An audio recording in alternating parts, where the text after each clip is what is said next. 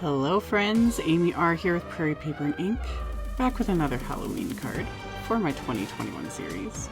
This one is using products I had purchased last year. Yes, got these last year with everything that had been going on and the shipping delays, just all the, craziness, especially of last year. I never got a chance to use this stencil set or the stamp set. So I pulled it out, and the first thing I did was I traced the large circle moon. This is from the Trinity Stamps October Night Sky stencil set. And I traced the large circle moon. You could probably just find a die cut circle. I just didn't feel like going through my stash to find like the same size circle. So I just traced it onto some masking paper from Simon Says Stamp. And this masking paper is good. Like it is very sticky, very reusable. I've used it with other products and shown it in other videos. But I didn't want it as sticky, if that makes sense.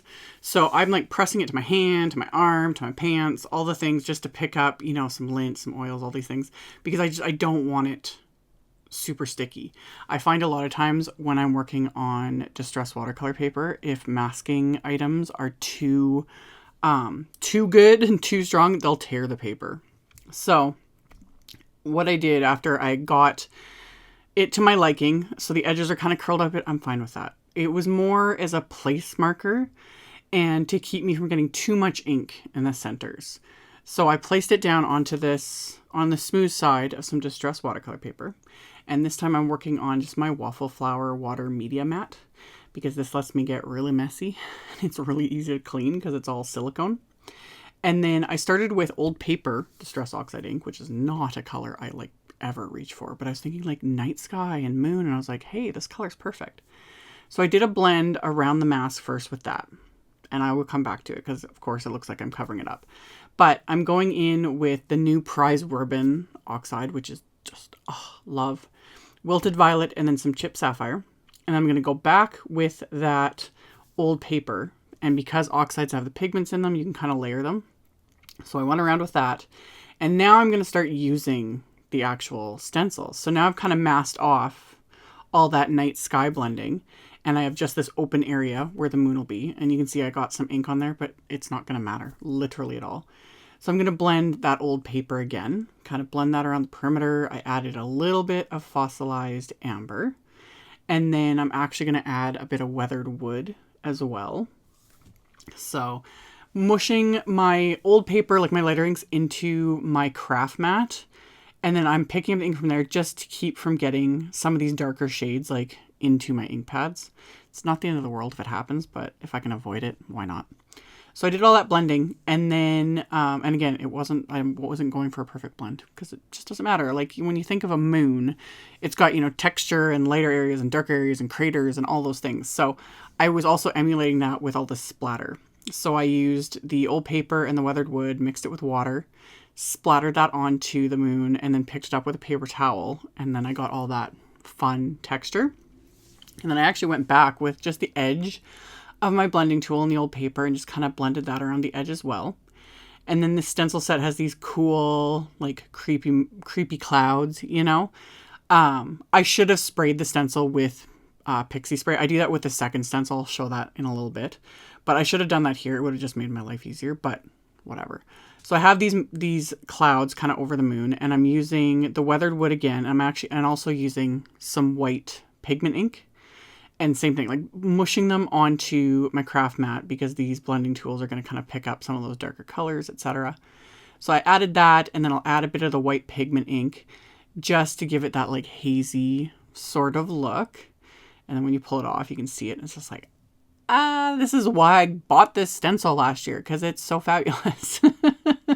And this is one too that it doesn't have to be specifically Halloween themed either, You can totally do it as Halloween, which is what I'm going to do, but it's just a great stencil. I love it. So blended on those clouds.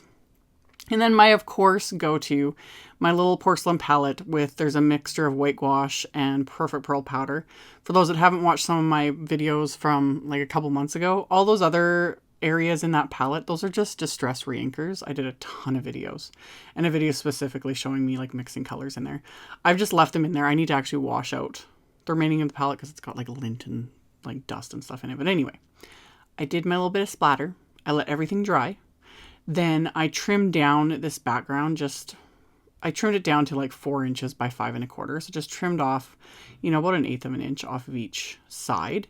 And then I'm going to use the other stencil that comes in that October Night Sky set. But this one I'm going to spray with Pixie Spray. So I have a separate splat box specifically for spray adhesives. You can kind of see the sheen on the inside of this box, like it's sticky. That's why I have two separate. I have one for all my splatter, and then I have this one for spray adhesives and stuff like that, because it's a sticky, gross mess. And it makes my life easier having two separate. Doesn't have to be a splat box. Any cardboard box is going to work. With Pixie Spray, you want to use it in a well-ventilated area.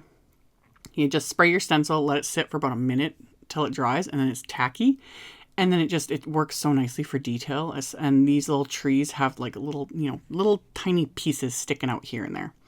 So I just press that onto my background, and I'm using black soot oxide. And I started with a blending foam, but this stencil is very detailed. So this is definitely where having blending brushes makes a world of difference, as you can obviously immediately see. It gets into those little crevices of the tree branches. So I'm just going to blend that over the tree on the left.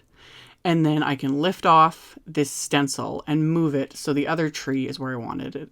And this was why I trimmed the background first, because I wanted these trees obviously on what was the very edge. And I just personally wanted it a little bit smaller than an A2 size it was just my thought process.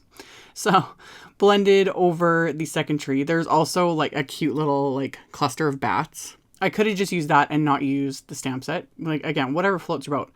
But I had bought the stamp set. I have other ones that I had purchased last year that, yeah, they're in my stack of things I'm going to get to, along with like new things and random stuff, you know.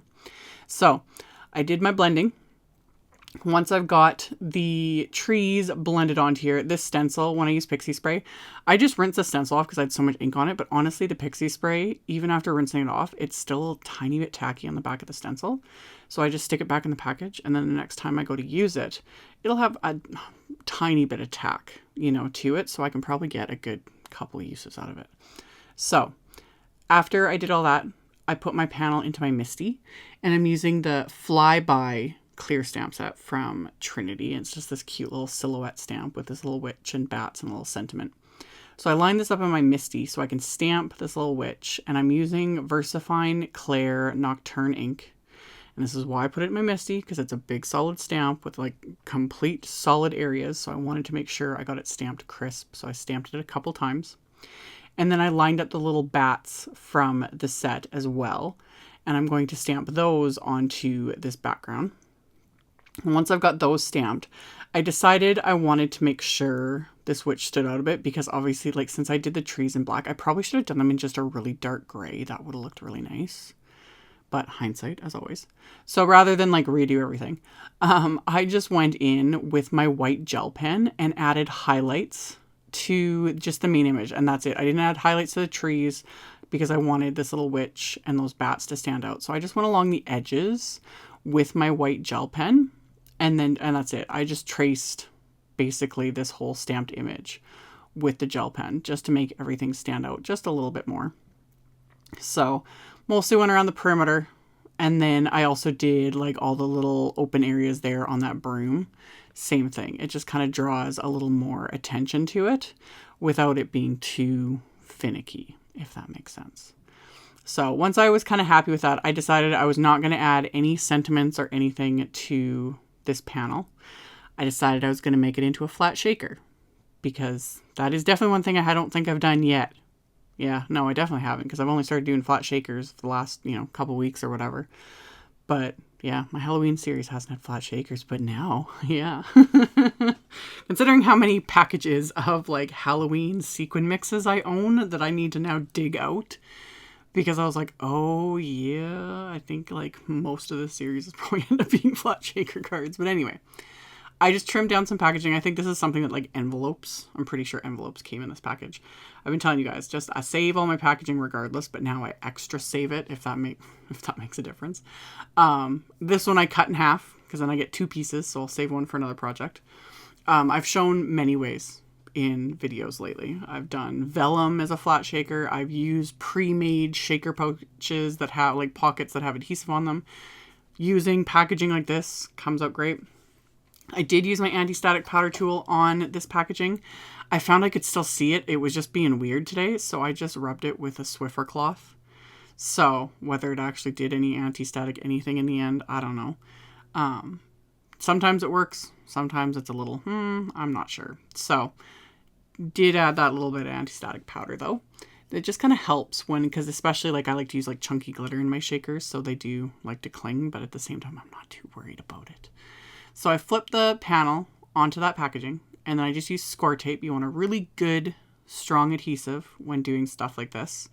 You can use liquid adhesives, but it's just going to be a mess, and like you're going to have to let it dry, and it can ooze out everywhere, and no, just a good, strong adhesive. So like score tape, red line tape, things like this are just the best way to go.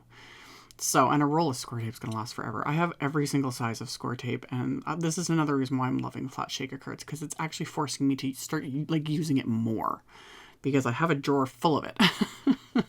So anywho, did that, and then I pulled out this oldie but goodie. I think it's still available. Like I found a link for it, but I'm not even sure it's still available. But it was the Spooky Satin Confetti from Studio Caudia, and of course Studio Caudia Chunky Stars, and then some Chunky Dots glitter, because that's just what's been going in all my shakers, and you need the bling. So any of that is going to work. You know, black sequins. These have black, purple, and green. Works great. Anything, you know? So filled this up quite nicely. Made sure I was kind of happy with it. So I shook it around a bit before sealing it, which of course gets it everywhere, but I'm still okay with that. I like the bling. So I was happy with it. So then I seal the final side, fold it over, just like so. And then I like to take my scissors and I just kind of trim off. I kind of lift up and trim off the corners that have folded over, because a lot of times they kind of overlap and you can see it from the front.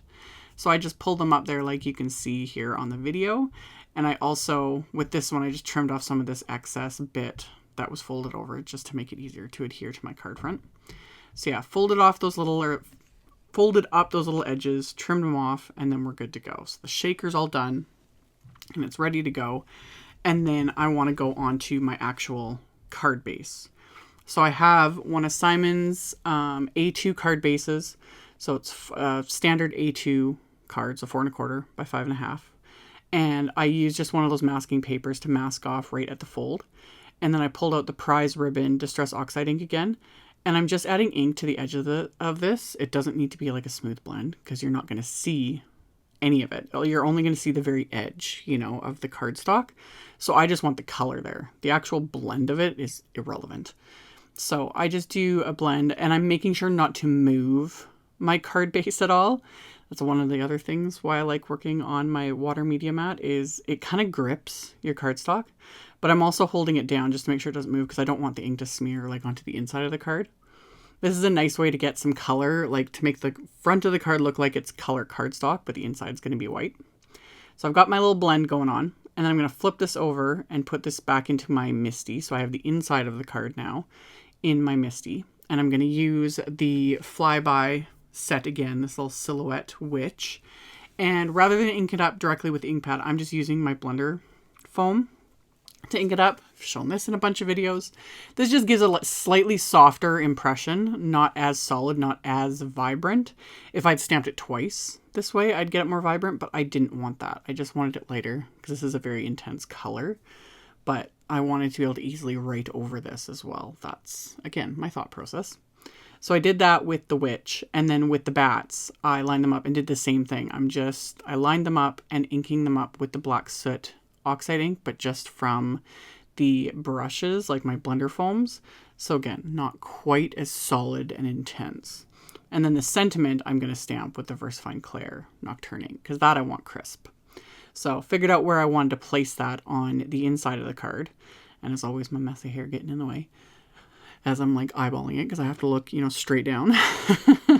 So got that stamped onto the inside of the card. And then now I can reinforce the fold here. It's, again, this is why the water media mat is so convenient, because it has those raised edges. So you can kind of butt the edge of your card up against it, things like that. So got that reinforced. I coated the back of my shaker with more score tape. And then I'm going to adhere that over. So now you can see why the blend was irrelevant on the card front, because it's now covered. So all you have is that nice blue framing of my flat little shaker.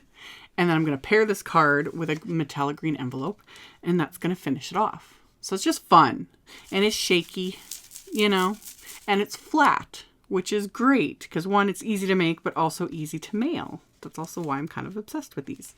So as always, I will have a link below the video to my blog post. I will link to all the supplies I used, all that info. I'll have picture links in my blog. So if you are interested in any of that, just check out the description box below the video.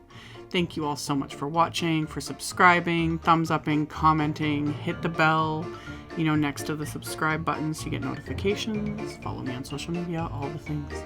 And I will see you all very soon in the next video. Bye!